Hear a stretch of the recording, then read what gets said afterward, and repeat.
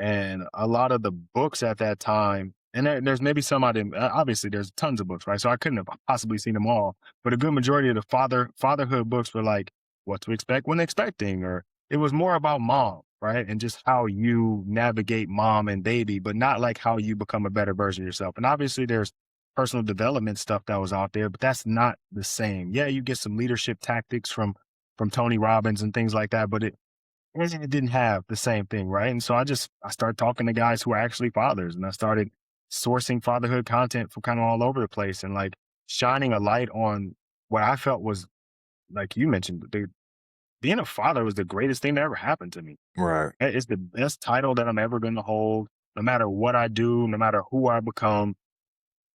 Being these two little girls' dad is the best thing that's ever going to happen to me, and I think every father should feel that way. So here I am out here in the world sharing that and putting that out there and trying to push that narrative because it's amazing, when you look at adults now, because the honest the honest part of it is we're raising adults. So if we look at adults now and we look at the majority of the problems with adults, they typically stem back to childhood, Right. right?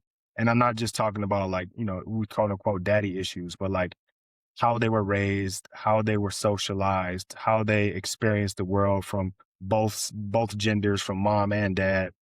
A lot of the adult problems come from that. And so if we talk about changing the world, we got to change adult problems. We got to change adult problems. We got to change kid problems, and kid problems are parent problems. So like starting there and like hopefully creating a ripple effect, right? Just throwing that pebble out there like this is how we're a good dad. This is some stuff that dad should do. Like it's kind of how I got into this, and like I said, I feel like my kids are my individual purpose, but outside of them, the more light I can shed on fatherhood, the better the world is going to be for them. I agree. I agree. I agree. Can't agree with you more. That's the thing, right? We want to be that great dad and that great father, and also, put it out there like, hey, I know I'm not the only one. I know there's awesome other dads out there, trying to get everybody in the same room and build that community to actually, not only, share experiences, but keep each other accountable. Because, being a dad is tough. Is tough. And I think that, the more that people or other men out there see that, we're not perfect. There's going to be some things that you don't like doing or you've done in the past that you want to change, but that's what that community is for. I'm not the only one that's dealing with this problem. There's other dads or other men that's dealing with the same thing. And if I can say that, I've done this to help, combat my situation that happened before, then that can actually, be sent to other men or other dads and say, let me try that and see if it works. And then from there, it's up. Yeah. Yeah.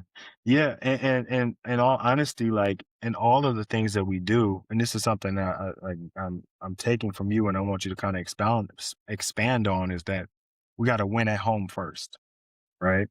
I think a lot of us are outward focused. We got to get out there and make money. We got to protect our family from the world. And those are like all external things. But even in what I just said, in terms of like, yeah, I'm going to be the best dad in my home and I'm going to be the best man I can be in my home. But like ultimately, my kids have to go out into the world. So if I don't win at home first, man, we're fighting a losing battle.